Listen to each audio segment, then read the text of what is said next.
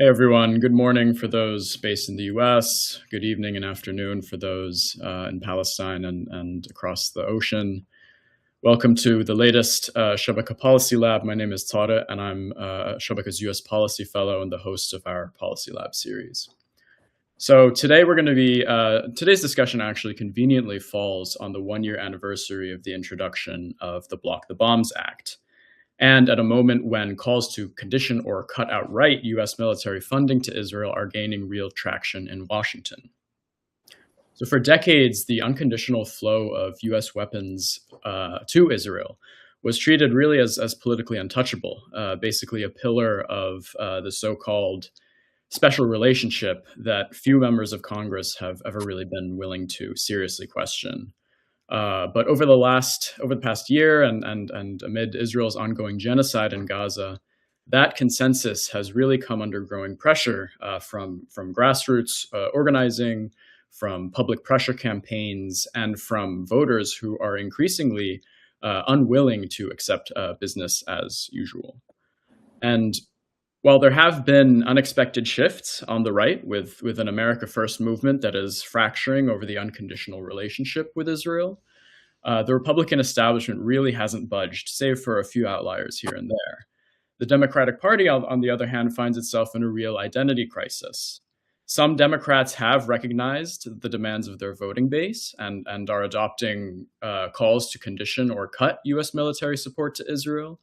But others continue to refuse to accept the reality of the shifting public opinion.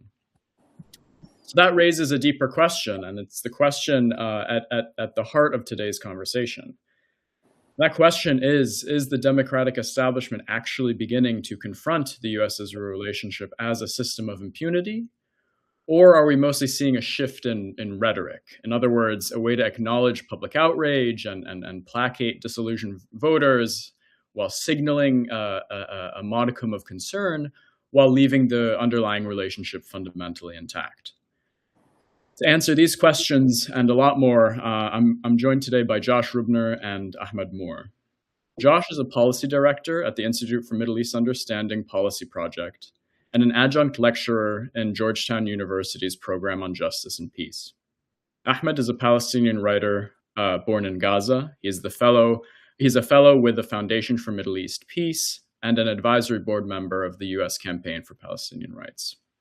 So before we dive into the conversation, just a quick reminder about the format. I'll be posing questions for the first 45, 50 or so minutes, and then we'll save about 10 to 15 minutes at the end to get to questions from the audience. So please feel free to submit your questions by clicking on the Ask a Question button, which should be somewhere on the bottom or the side of your screen. And remember, you can also vote up questions that you find particularly important, and we're going to try our best to get to as many as possible with the limited time that we do have. So because our time is limited, let's jump into this. Josh, I wanted to start this conversation with you and kind of tying back to the fact that this is the 1-year anniversary since the Block the Bombs legislation was introduced. And for people who might not be following the developments in Congress as closely, and the progress of Block the Bombs Act, what could you speak to us a little bit about what the Block the Bombs Act actually calls on Congress to do, and why does it matter symbolically and politically when it was introduced? Thank you so much, Tariq, for having me on this policy lab, and thanks to Al-Shabaka for hosting it, and thanks to Ahmed for being a panelist as well. Really appreciate the opportunity, especially on this historic day, which is the first anniversary of the introduction of the Block the Bombs Act. This bill is HR 3565, if you want to look it up on congress.gov. And it really is a historic bill that was introduced 1 year ago by Congresswoman Delia Ramirez of Illinois. This is the first ever bill in the history of the United States that would proactively prevent and block the president from sending Israel major weapon systems. It now has 70 co-sponsors in the House of Representatives. All of them are Democrats. And that is more than 1/3 of the entire Democratic caucus in the House of Representatives, which I do think is a very, very substantial transformation in the way that U.S. politicians have related to the question of blocking weapons to Israel. For so long, as you mentioned, the idea of touching weapons to Israel was really considered the third rail of U.S. domestic politics, considered a surefire way for politicians to end their career if they questioned weapons to Israel. But not only does this bill question the provision of weapons to Israel, but what it does in actuality is it would block the president from sending Israel all types of bombs, artillery shells, tank ammunition, including white phosphorus munitions. So this bill, if enacted into law, would be a major step forward in ending our country's complicity in Israel's ongoing genocide of Palestinians in the Gaza Strip. As we all know, the Biden and Trump administrations both have delivered more than $30 billion of taxpayer weapons to Israel since the genocide began in October 2023. And this would be a major, major way to end that complicity. So to kind of set the context for where this bill came from, it was introduced 2 months after Israel broke the first Trump brokered ceasefire back in January of 2025. This was broken in March of 2025. The bill was introduced in May. So it was introduced within the context of the continuation and the perpetuation of this genocidal violence that we've seen Israel inflict on Palestinians. And it really began to grow a lot of support within Congress during the late summer, during the early fall of 2025, as Israel imposed this complete blockade on food aid entering Gaza, which, of course, as we know, created famine conditions within Gaza and led to the starvation deaths of many, many Palestinians. It really picked up a lot of support as a result of those brutal Israeli policies. So, it's really, really an important bill in terms of stopping the delivery of the major weapon systems that Israel has used to kill tens of thousands of Palestinians in its ongoing genocide.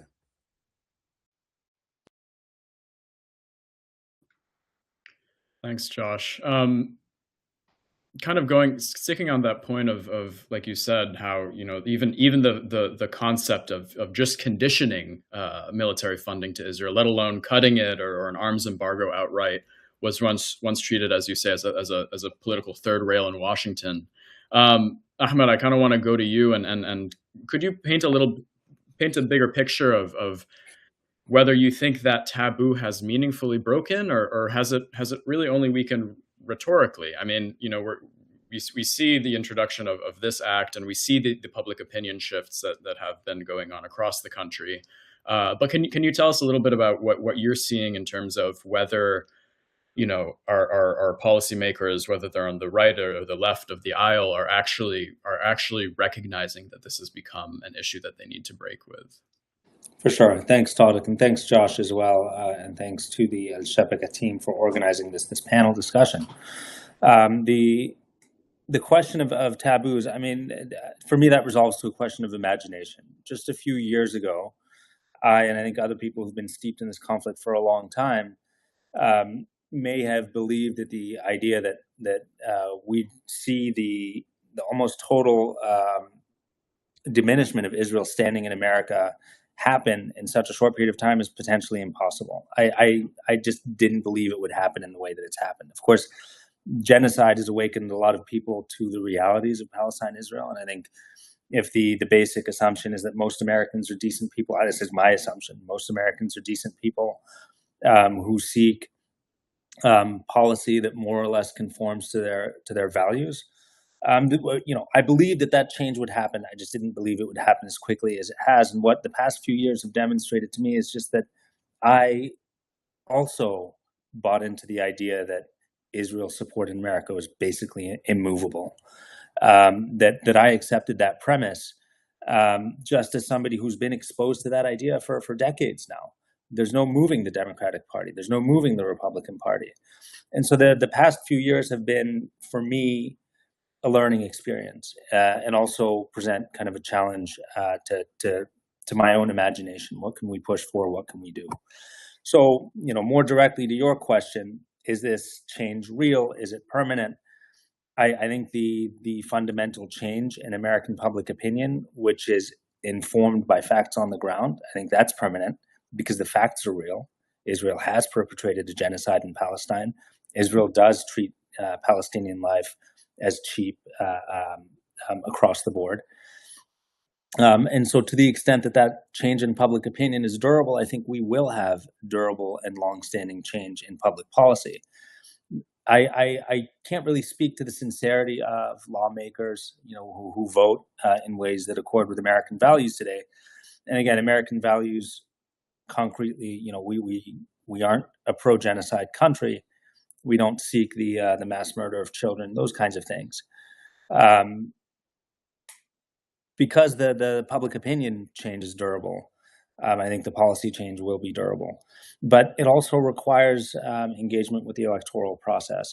There are a lot of committed Zionists in Congress today. And I do believe that they're sincere in their commitment to Zionism. People like Chuck Schumer. That's a person who didn't come about his perspectives on Israel through the Israel lobby. That's somebody who grew up in a particular time, who views Israel as an insurance policy, whose history is mired in the Holocaust. And until Chuck Schumer's out of office, we're going to have to contend with his Zionism as a policy matter. So yes, I think the change is real. I don't know at the level of the individual lawmaker whether the change is meaningful, but we still have to engage with the electoral process in order to drive what's fundamentally authentic, the change in public opinion, through the policymaking process. Thanks, Ahmed. Yeah, I mean, just to add to that, really, I think there are two things that kind of stand out, at least in the public opinion polling that I've seen over the past several months and up to a year and more. The first is, I think there's this, there's obviously been this shift. I think there's, an issue with a lot of public opinion polls is that they really focus on sympathy levels, right? I think, it's like, who do you sympathize more with, the Palestinians and the Israelis? And I think that doesn't really tell the whole story. But I think the biggest, the more interesting shift that we've seen is that more and more Americans across the political spectrum, too, it's not just Democrats and it's not just progressives on the left, across the political spectrum, we're seeing upwards of 60% of Americans that are now actually tying those sympathy shifts to specific policy demands like conditioning or cutting U.S. military funding to Israel. And I think that, I think is extremely important because, I think talking about sympathies and talking about support and so on, can only mean so much. But when people are starting to actually tie that to specific policy demands, that's where I feel like the needle has to shift. And then the other thing is, Ahmed, you kind of just touched on this. It's so much of this is really a generational gap. Like, the Schumer generation, the Biden generation really grew up in this age where they kind of were imbibing these myths of Israel, and Israel was, quote unquote, this, the city on the hill, the made the desert bloom, et cetera, et cetera.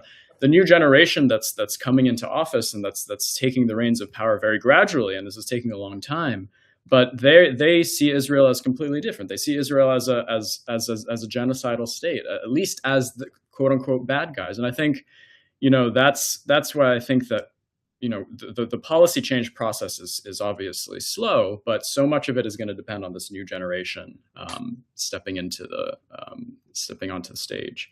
And if you let me add, I mean, so you said city on the hill, but I think villa in the jungle is more reliably the trope and that Zionists have relied on. Yeah. I think younger Americans don't view the jungle as being a bad place. So there's this fundamental idea that underpinned, the Paul Newman generation, the Exodus movie, that the Arabs are wild and uncouth and kind of dirty, not people that you want to spend time with.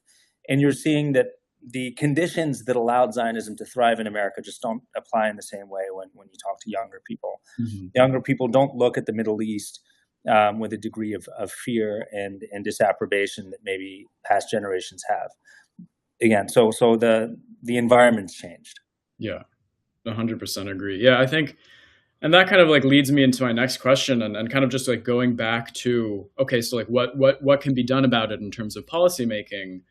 There's this difference between like, we're at this point where, sure, a lot of people are kind of getting behind the idea of conditioning aid, but what about, cutting aid outright? What about an arms embargo? What about, severing this relationship between the United States and its military industrial complex and Israel as a genocidal state?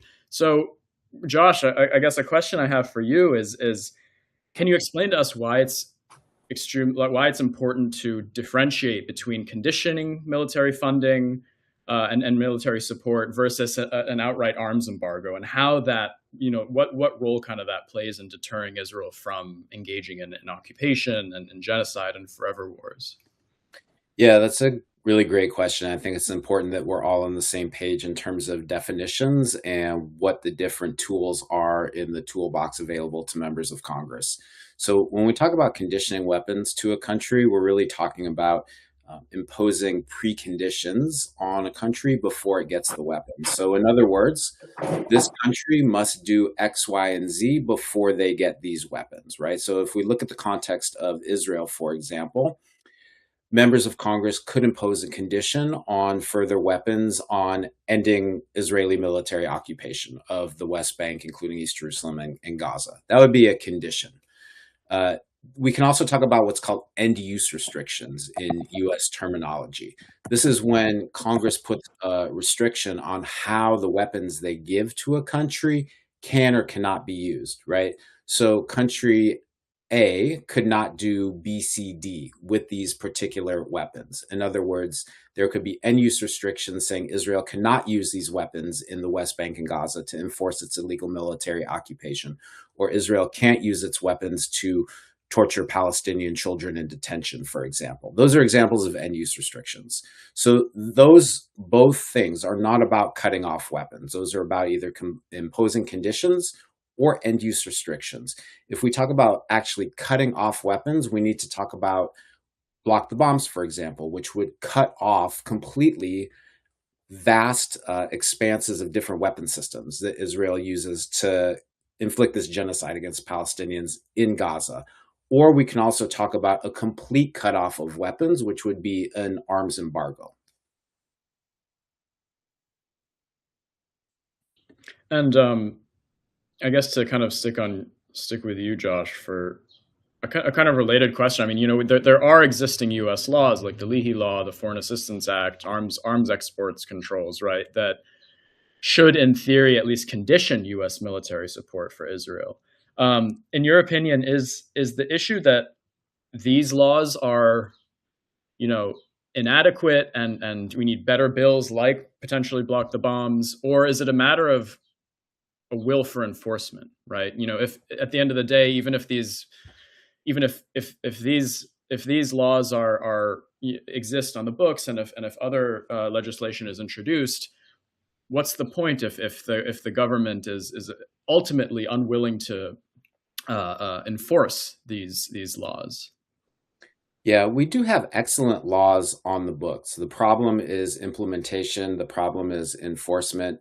The problem is the impunity that's given to Israel for violating these laws, excuse me. So we don't necessarily need new laws, but we need the enforcement of existing efforts. And block the bombs, I think, is a way to force the United States to implement its own laws. So let me break down what the three major laws are that we're talking about. As you mentioned, there's the Leahy Law.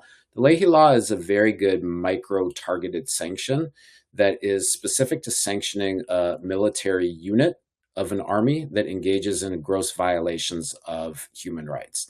Theoretically, this could be imposed against Israel to block the delivery of weapons to every single unit of the Israeli military. But the problem, as we know from reporting that came out during the Biden administration, is that not only is there a special vetting forum when it comes to Israel's violations of this law, where Israel is allowed to plead its case that it not be sanctioned under the Leahy Law, which, by the way, is completely unique to Israel. Israel's supporters are always saying, don't single us out for special treatment, but yet they're demanding special treatment when it comes to exemptions from U.S. laws like the Leahy Law. So the Leahy Law has not been enforced against a single Israeli military unit, despite overwhelming evidence that many, if not all of these units have been committing these gross violations of human rights. So that's one. in terms of more macro sanctions that are available under US laws, the Foreign Assistance Act prohibits any form of US assistance to a country that systematically commits gross violations of human rights or that obstructs US humanitarian aid under Section 621 of the 620I of the Foreign Assistance Act. The other law I want to highlight is the Arms Export Control Act, which limits the use of all US weapons to legitimate self-defense and internal security, right? So when Israel is using these weapons to enforce an illegal foreign military occupation in the West Bank and Gaza Strip, it can't be argued that Israel is using these weapons for internal security.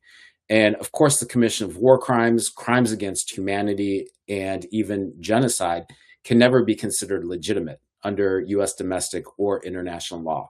So Israel's in fundamental violation of both the Foreign Assistance Act and the Arms Export Control Act. Now, what's important about Israel being in violation of these two laws is that US law prescribes very, very clear penalties for countries that are not in compliance or in violation with these laws. And the consequence for countries violating these laws is that they don't get any form of assistance from the United States, much less any weapons. So this is a very, very clear marker in US legislation that Israel is not eligible currently for US weapons. And the problem is we need to get members of Congress and the president to enforce these laws.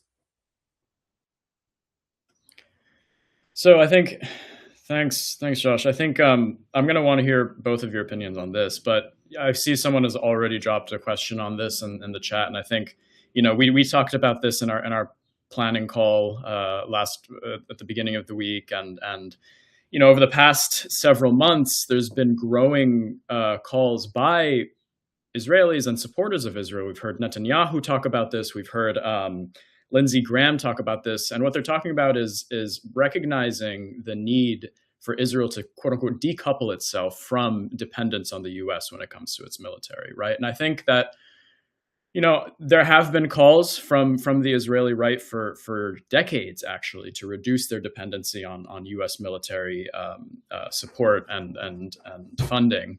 And they've really seen that because they want full leeway in their ability to commit war crimes, commit genocide, occupation, and engage in wars of aggression, as much as they want to, right? But the new calls for this kind of seem to be in direct response to the shifting public opinion trends. I think a lot of the Israeli political establishment and their supporters in the U.S.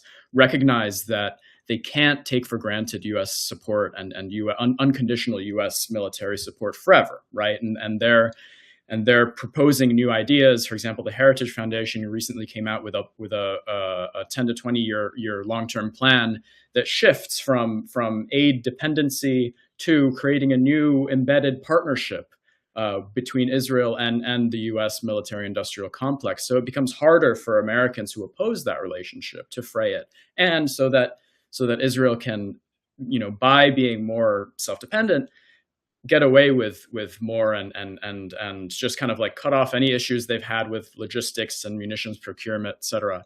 So I want to ask you guys both about, how much, obviously there is a lot of debate about, obviously Israel is very dependent on US military support and US diplomatic support for that matter too.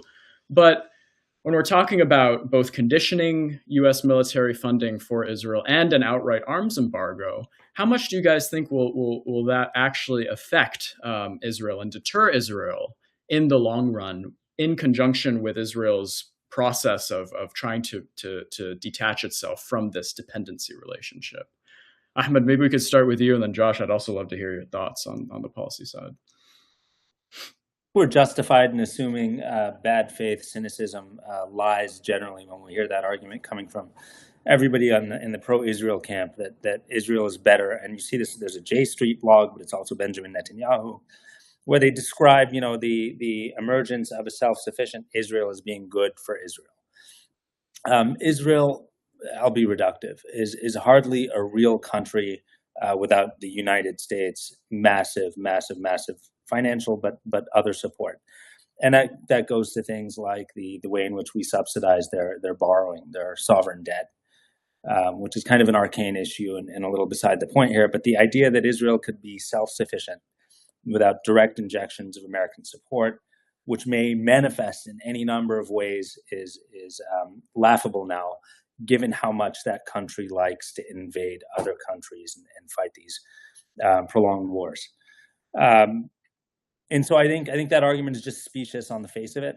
When I hear that argument, I dismiss it outright. It's not one that one can engage with in good faith, I think. The whole idea of, never mind conditioning aid, I think prohibiting any kind of sale of weaponry to Israel, but more than that, calling for sanctions, sanctioning Israel. The whole idea is to get that country, the people who run it, the institutions that underpin that government, to change their behavior vis-a-vis the Palestinians, the Lebanese people, and others in the region.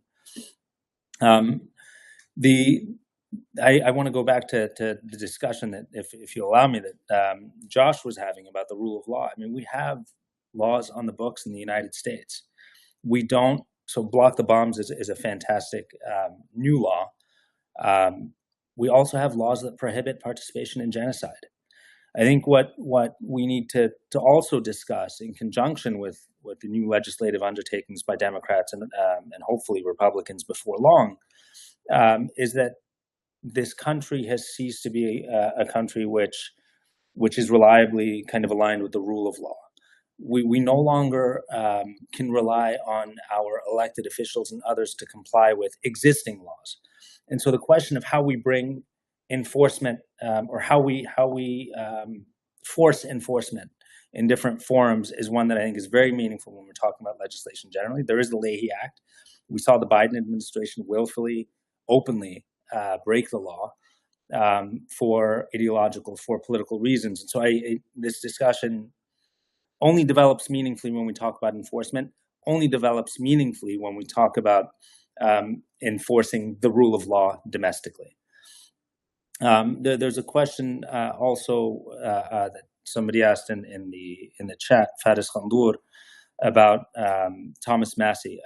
I saw Massie's loss as a Pyrrhic victory for the Israelis and Israeli-aligned groups in the United States.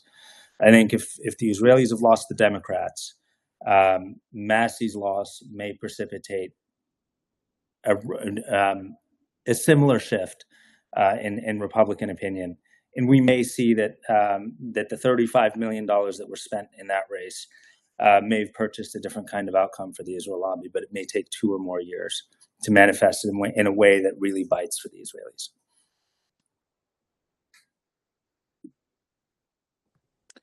Yeah, I think, Tariq, to get back to your question and talking about the reduction in quote unquote military aid to Israel, it's important to contextualize this. This comes in the context of negotiations that are taking place right now for the United States and Israel to enter into what's called a Memorandum of Understanding, or MOU for short.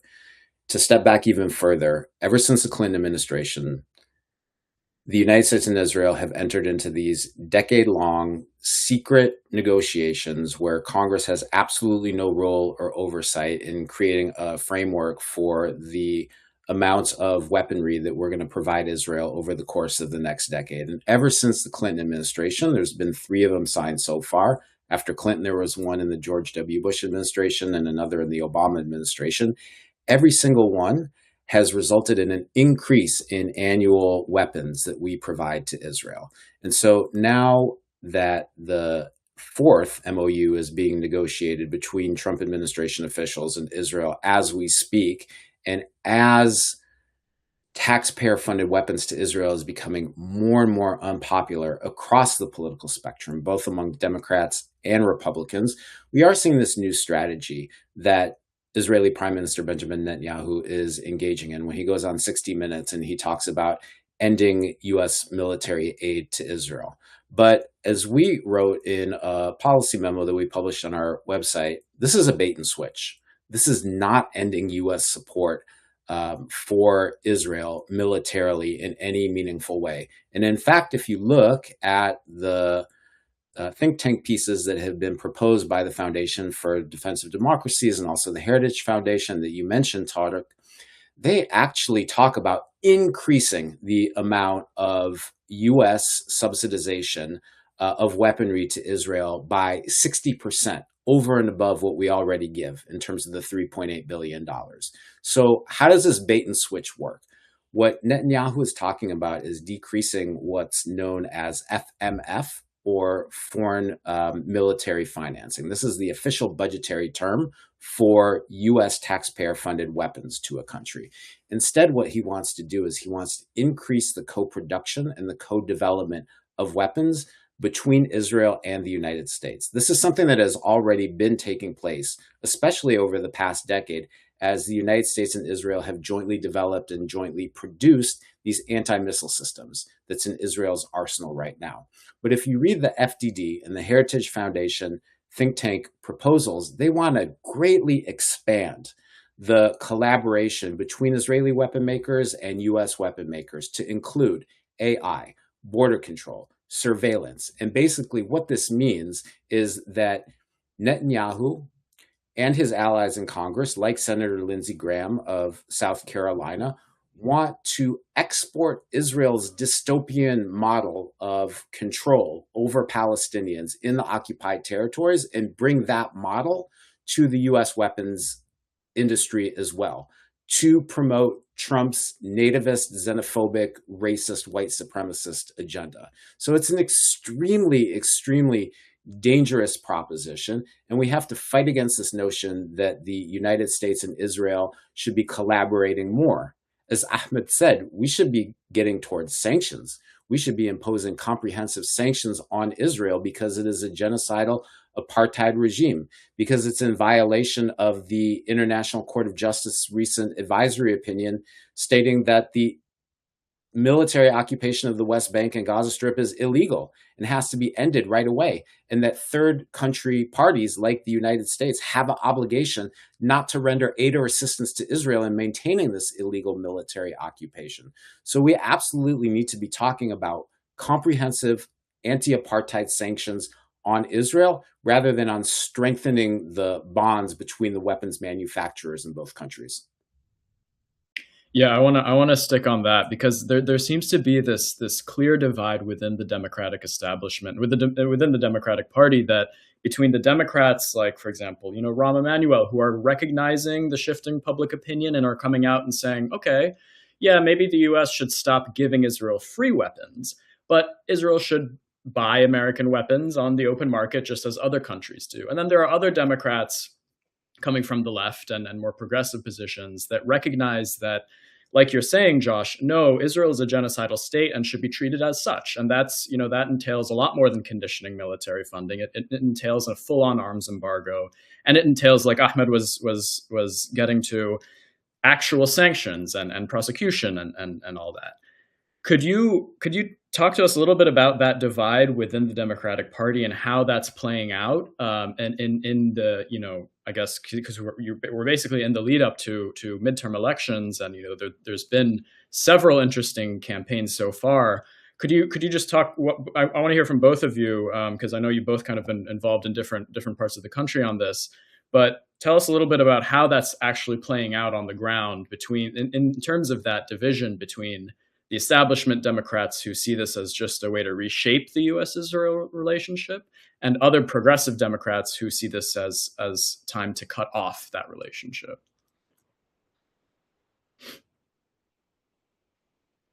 Josh, maybe we could start with you and then Ahmed follow up. Sure, absolutely. Yeah, I do think that there is this kind of rearguard action that we're seeing among some Democrats to try to preserve some form of U.S. weapon flows to Israel. And in some respects, from the taxpayer perspective, from my perspective, your perspective, it's a little bit true, yes, that if we are not providing Israel with weapons at taxpayer expense, that does somewhat limit our direct complicity in Israel's atrocities. True, point taken.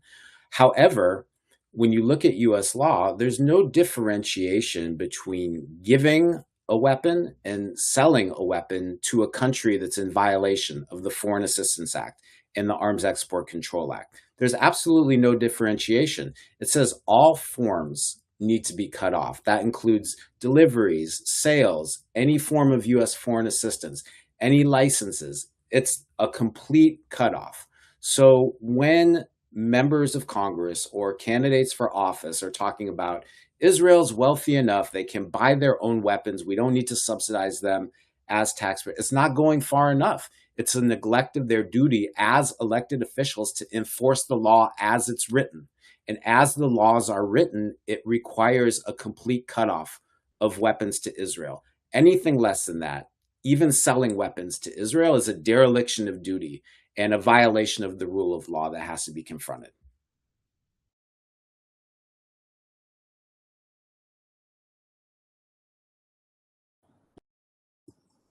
So thanks for the question. So we're having this discussion in the context of a C3 Al-Shabaka.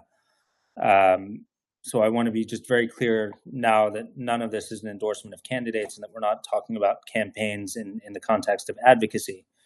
Can I talk about the political work I've been engaged in just as a way of illustrating the differences I've seen on the ground? Yeah, Great. please.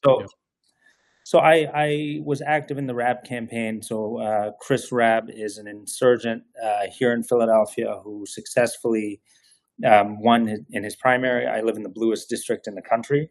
Whomever wins primaries in these races is going to go on to win the general election in November. In Rab's case, the 3rd congressional district, there's no Republican on the ballot. So unless something dramatic happens, Rab is going to be representing the 3rd congressional district in Congress in next year. So Rab is an insurgent, and what I mean by that is that he has had this oppositional relationship to the Democratic Party machine in Philadelphia for the past number of years. Practically, that means that when Biden comes to town, he's not invited to the same forums. When Bob Brady, who's the party boss in Philadelphia, issues an edict about what we can and cannot talk about as congressional candidates, he doesn't need to comply. And so when the genocide commenced and activists began to reach out to Chris Rabb, he was amenable, first of all, to the conversation and was humane in his response because he wasn't beholden to the waterfall of cash flows that come from the top down in Democratic Party politicking. I imagine it works similarly in the Republican Party. I want to contrast that candidate who came out against the genocide and ultimately won an insurgent campaign with what's happening in the 2nd congressional district, where you have a guy named Brendan Boyle, who's very much kind of Democratic Party machine, committed to the talking points of the party, is sanctioned by the party. And these are small voter turnout races. So people don't show up for these small races. We had probably 100,000 people vote here on May 19th. So if you're somebody who is a party animal, the ability to have the mayor, to have state leaders, so Cory Booker came over to support Rab's opposition, people with some name recognition show up, hand out a few $100 bills to people, poll workers. That'll make a meaningful difference in a race that hinges on just a few thousand votes.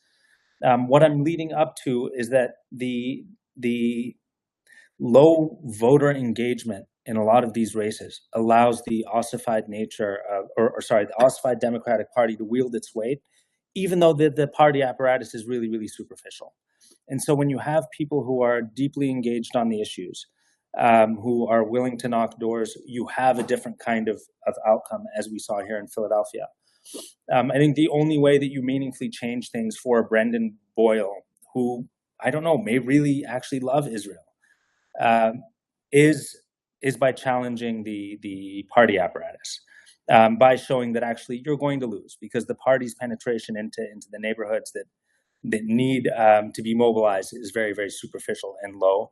And we have greater energy mobilized around the idea that you shouldn't commit a genocide, that you should adhere to the rule of law, that you shouldn't occupy and establish settlements in Lebanon. I'll stop there. I don't want to go on too much about these races, but please, yeah. Ahmed, if we could actually stick with you, I'd love to. 'Cause this is, obviously this conversation is really about blocking the bombs, literally, and it seems that a lot of the conversation about holding Israel accountable in the US is centered, for obvious reasons, centered on cutting that military relationship.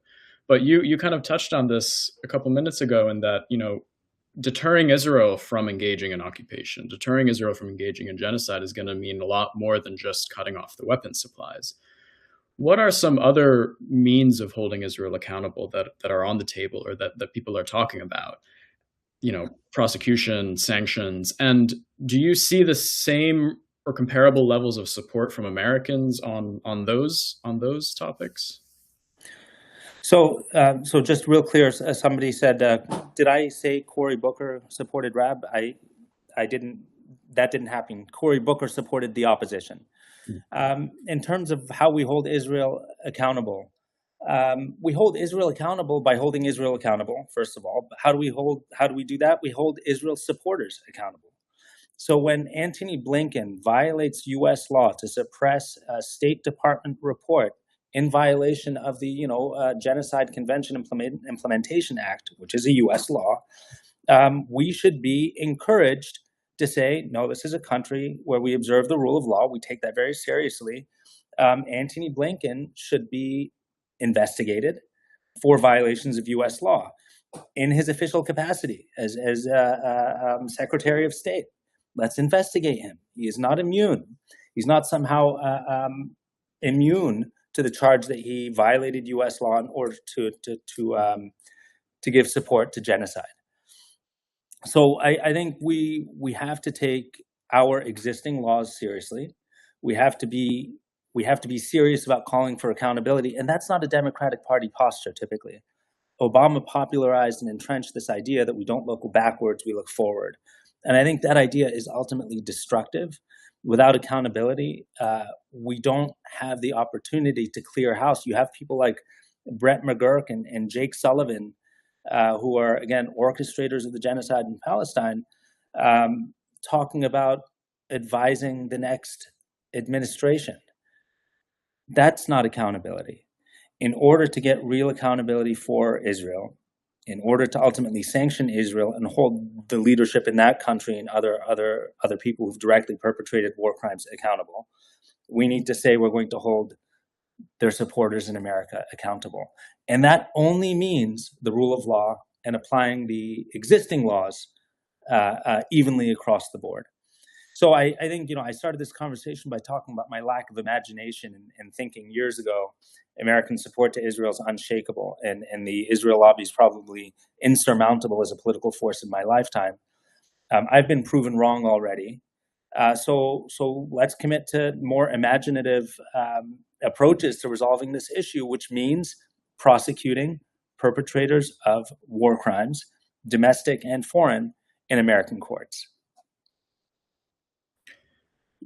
Thanks, Ahmed. That's kind of actually the answer to the next question I wanted to run by both of you. But Josh, maybe I'd love to hear your thoughts on this too. But as we have about 10, 15 minutes left before I want to spend some time on audience questions if there are any other ones. But I usually like to close out with kind of a question like this: is like, what can we do? What can advocates, activists prioritize over the next year, over the next coming months, in the lead up to the midterms, and then beyond that?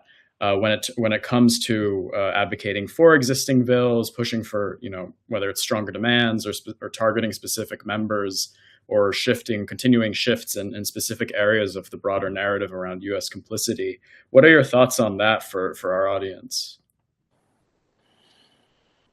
Yeah, just to pick up on what Ahmed was just talking about and the Genocide Convention Implementation Act, do you know who actually shepherded that bill through Congress?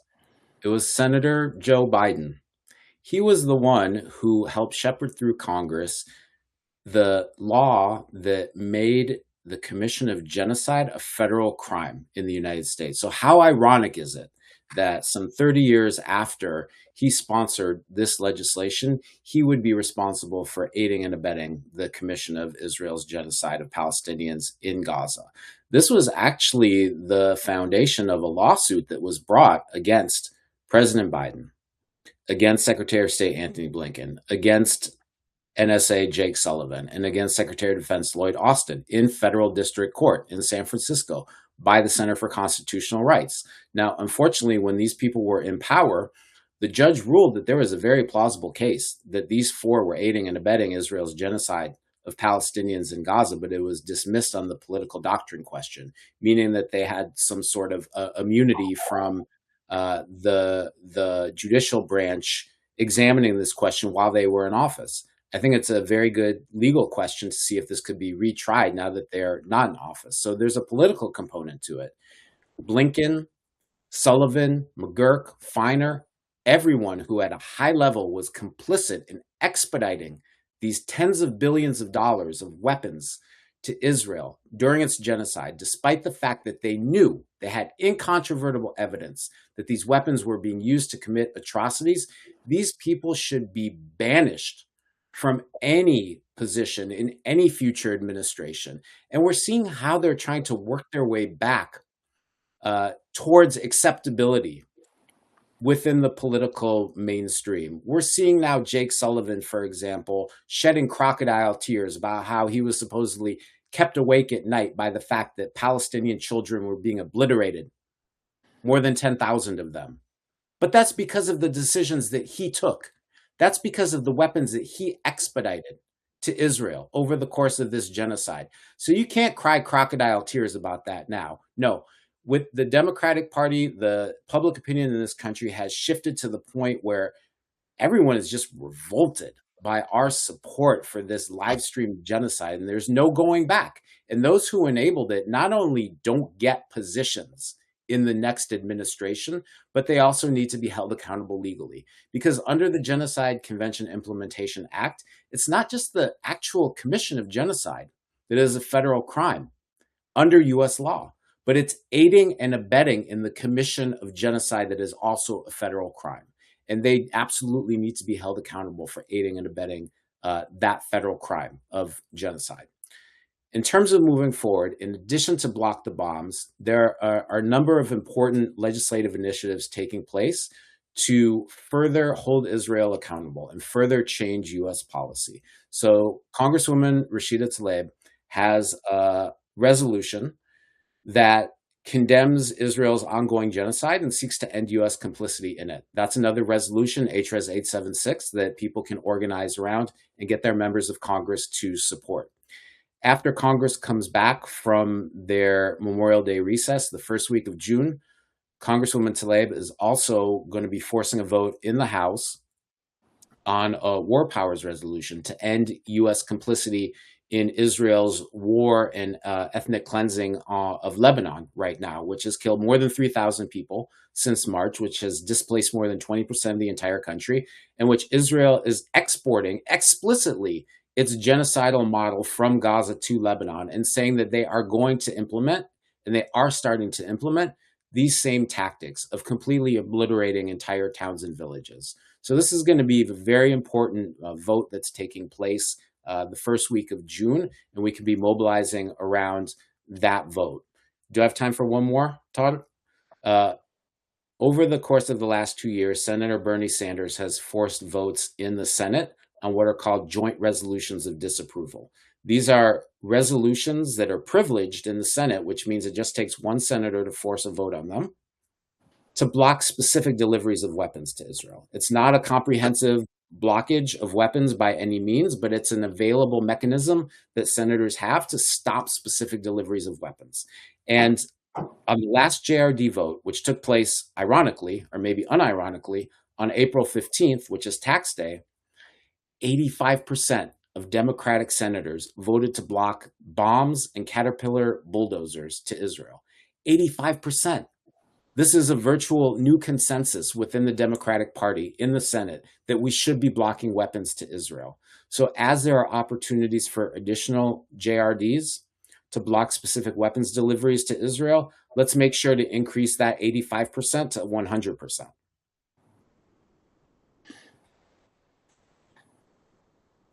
Thanks, Josh. Ahmed, do you have anything to add to that before we jump into audience questions? Or we have a couple minutes. Sure. Yeah, I just want to restate or reframe the discussion and place it within the broader context of the American justice deficit. I mean, when we start calling for accountability, we've got to link that call to the fact that Trump has a slush fund now to pay himself and others, that he's immune to any tax evaluations or penalties in the future, despite all the self-dealing that Barack Ravid, an ostensible journalist, has been front-running some trades for members of the administration. This, we live in an extremely corrupt environment. We've got to have the sophistication and ability to link all of these issues together when we call for accountability. Josh highlighted the fact, helpfully actually, that a judge dismissed a suit in California related to the Genocide Convention. Related to the Genocide Convention Implementation Act, and that was a political decision. Trump himself has shown us that political decisions can be overturned by other political actors, and we've got to avail ourselves of those same tools when we get the votes, when we get the representatives in place through the public advocacy that we're engaging in across the board. If a judge feels that you can't prosecute somebody for violating the genocide convention, well, then let's find another judge, or let's find a public official who we can vote into position such that they can find another judge. When it comes to the lack of justice and accountability, the total freedom with which elected officials and others disregard the rule of law in this country, all of these issues are linked. And I think we need to highlight the fact that they're linked. Calling for the rule of law on Palestine is calling for the rule of law on everything else. Thanks, Ahmed. Since we have a couple minutes left, I do want to get to some of the questions that audience put into the chat. The first one is, how do we sanction donors and funders of Zionist policies, i.e. AIPAC, regarding the recent Thomas Massie loss? Do you have any thoughts on, in light of the fact that, AIPAC, dark money interests continue to play such a significant role? And obviously, I'd like to hear maybe, Ahmed, your thoughts on this, since Massie's kind of election was both a test of the pro-Israel lobby influence and obviously the fact that Trump continues to be the face and the heart of the Republican Party and nobody can beat him. Do you have any thoughts on how to address that now that we're moving into, a midterm election season and ahead of 2028 as well? So yeah, I think it's worth just recalling how these things can rebound. So Barack Obama had an opportunity to put Elizabeth Warren in charge of the Consumer Financial Protection Bureau, which was a body that she helped articulate the need for when she was still a law professor at Harvard Law. And he didn't. He bowed to industry pressure, and then she ended up running for Senate, winning, and becoming a fierce advocate for that bureau for consumer protections. Thomas Massie is not going anywhere. Thomas Massie was buried by the Israel lobby and Donald Trump for highlighting the fact that Donald Trump is credibly engaged in rape of children. And there's a Politico article, I don't know if we can link to it later, highlighting some of those allegations that the FBI collected that should be investigated. The fact that the Israel lobby was able to buy that election also highlights the limits of organizing in a place like Kentucky, I guess. So these small, or for a small congressional race, these small races really do hinge a lot on TV advertising and things that you can purchase. But then the counterpoint again is RAB. So I guess my response to that is the Israel lobby, the AIPAC and Paul Singer and Miriam Adelson have shown their hand. A lot of people are upset.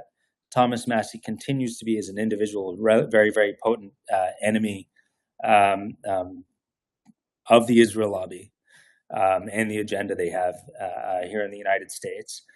And organizing is the only real rejoinder to massive spending, at least until we can legislate and end to super PACs, until we can pack the Supreme Court or expand it to overturn Citizens United. And it's that kind of radical intervention I think that's required to stem the flow of big money in our elections.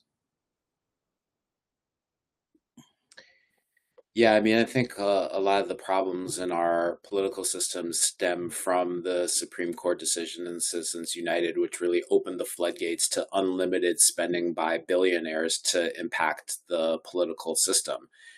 And what Citizens United did was open the way to the formation of these super PACs, where individuals can put in unlimited number of dollars into support or opposing a candidate for elected office. It gets around the traditional bounds of PACs, which strictly limit the amount of money that any one person can donate to any one particular candidate. So, even though there are lots of problems with the PAC system, at least it's a bit more democratic in terms of not allowing billionaires to just dump unlimited funds into the campaign system. So there is a new bill that was actually introduced, I think just today, by Senator Bernie Sanders to outlaw super PACs and to try to reverse through legislative action what the Supreme Court did through judicial fiat to really open the floodgates. And, I think closing that loophole of the unlimited spending through the super PACs would go a long way. It wouldn't totally fix, but I think it would help mitigate some of this outsized funding that we're seeing from pro-Israel interests. Last electoral cycle, AIPAC, its associated super PACs and PACs donated more than $100 million to try to impact the course of those elections. And they did have some successes. I mean, look, over the past two election cycles, we've now seen the three most expensive House races in the history of the United States, with Thomas Massie being the most expensive primary ever in the history of the United States. And the tens of millions of dollars that AIPAC and its allies funneled into the primaries to defeat Congressman Bowman and Congresswoman Bush in the last electoral cycles were the second and third most expensive congressional primaries in the history of this country. And so in all three of these races, the Israel lobby has really played an outsized role in impacting those results. But I do want to stress that money doesn't purchase the inevitable outcome. I mean, I think that there are going to be more congressional champions for Palestinian rights elected to the next Congress than in any previous Congress that we've seen. And that's because while the money of the pro-Israel lobby can impact some races, they fail miserably in others. And we saw that in Illinois 9, for example, where AIPAC dumped millions and millions of dollars into their favorite candidate who did not get elected. And so while money doesn't control everything, it does play an outsized influence. And I think closing that loophole on the super PACs will help out a lot in terms of advancing politics that's more committed to what the average voter wants rather than what billionaire interests want. Thanks, Josh. It looks like we're just about out of time, so I just want to thank you both for joining us today. This has been a fascinating discussion, and I think there's a lot more to discuss. And thank you to the audience for joining us today. It's obvious that we have a lot of work to do. And before we sign off, I just want to remind everyone that these Policy Labs are a crowdfunded program of Al-Shabaka, so we'd be very thankful for any contributions that you can make. And if you are able to donate, please do so by clicking on the donate button, which should appear somewhere on your screen. And thank you so much for joining us again today. Stay tuned for our next Policy Labs next month and the following month, and talk to you all soon.